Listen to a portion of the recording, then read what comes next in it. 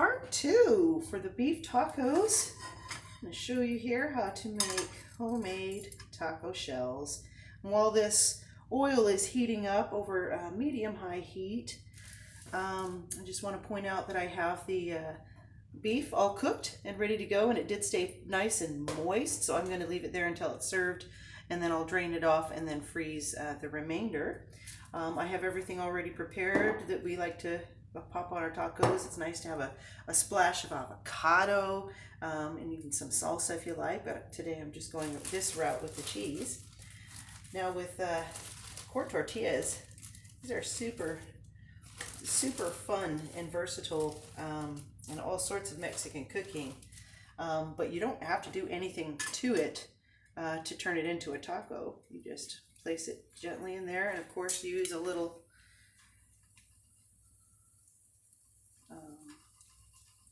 tong or some tongs. You're going to see it's going to want to pop up. It's going to crisp up. It's a good temperature.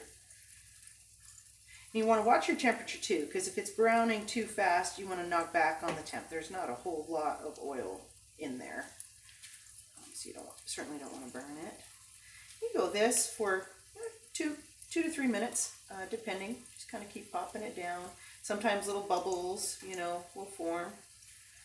But once this side gets a little crispy, golden on the edges here, I'll go ahead and flip it over and use my tongs to create the actual nest, the actual taco part. All right. Something neat too with onions, whenever I do chop onions, I actually take some time to pop them into the fridge for at least an hour. And what that does is it takes away that the odor and the chemical, I guess. It neutralizes the chemical that makes your eyes water when you cut tomatoes, or pardon me, when you cut onions. So I find that's a technique that kind of works. But I've also heard of and tried wonderful things over the years. The funniest one was placing half an onion on your head while you're cutting, because it created a halo of that, apparently that chemical, and that prevents tearing up. So see, we've got here, and it's just going to be a little pliable at the beginning.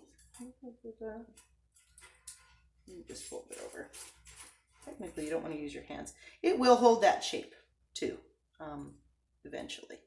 And there are all sorts of neat deals that you can purchase to make prettier, more consistently shaped taco shells. But, for our purposes, it's just made with love.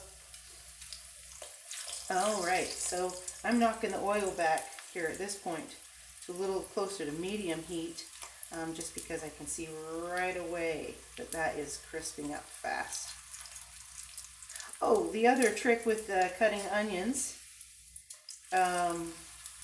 is that you can have running cold water next to you as you're cutting, and that water counteracts the vapors of the onion, and your eyes won't water. But my personal favorite was the years when I worked in the mountains at a ski resort, and we were quite fond of using our ski goggles. And to this day, I do have some swim goggles actually that I'll use when I'm in a rush, or if I'm making a whole mess of chopped onion for drying or whatnot. Ooh. All right. Okay, so there we are.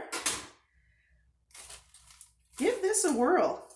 Save yourself some money and enjoy some satisfaction of some homemade cooking. I have not gotten brave enough yet to make my own corn tortillas. I am seeking my teacher. And hopefully I'll be able to take this full circle one day soon. But enjoy your beef tacos and have a lovely remainder to the week.